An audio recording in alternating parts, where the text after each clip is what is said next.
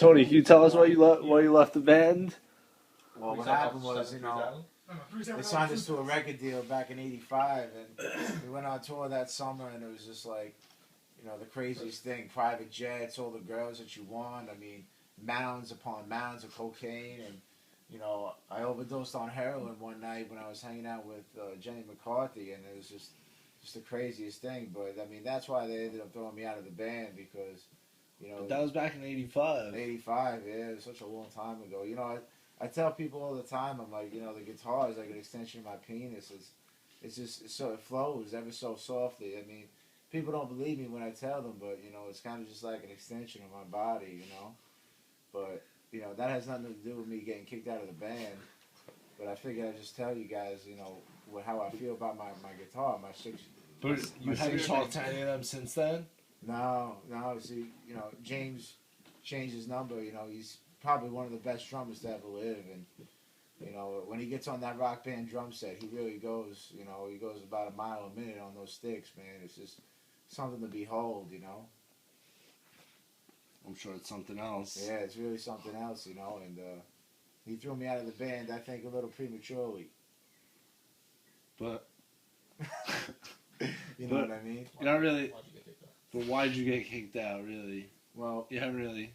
What happened? Can you elaborate? What happened was, back in '87, James, he thought he was too hot for his britches. He got into a relationship with Heather Locklear, stolen for Tommy Lee, exactly. A lot of people don't know that, but anyhow, Heather and I were alone after a show one night, and she pulled out my guitar and she started playing with it, and I was just like, Heather, I don't know if this is such a good idea. I know you're with Jimmy Drumsticks right now, and I just all feels just so out of sync, not right. And she didn't care, she just went for it, like her mouth was going like a mile a minute on my guitar, and I was just going crazy, and What about that time you set your Ferrari on fire in front of the whole crowd? Oh, you mean 4th of July, '89? You crashed it right in front of the crowd. My goodness, 5 people died because of that. You know what I mean? But I had so much money and fame. Oh, you're talking about killing people. Yeah, there were 5. What about Vegas in '93? Vegas in '93 can't even compare to the fire of '89. You know what I mean?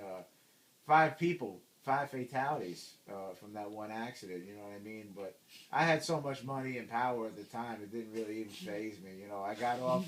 They gave me a slap on the wrist, and I just went my way. And I understand. This is the way after James kicked me out of the band. That fucking prick. Got no sense of humor. But I called him on the phone the other day, and I said, James, I think we should put all this nonsense and bullshit behind us, right? You know what I mean? And he was still a little hurt about the Heather Locklear situation, and I tried to explain to him, like, listen, bitches are bitches, it's a free world out there, and you just got to get over it, get on, and do your thing. You know what I mean? I feel you. He's married with 5 kids now. He's got a great husband, and you know what I mean. It's just, I'm so happy for him. I wish that I could get it back in the band somehow. You know what I mean? Because music's my life, man. Look at my guitar, how it sits. This is basically me right here. I basically walk around in this position, just like this. They checked me at the airport for the guitar, you know what I mean? I tell them, I said, I want it on the plane. I don't want to go out without it. You know what I mean? Feel you. Yeah. All right. Thanks.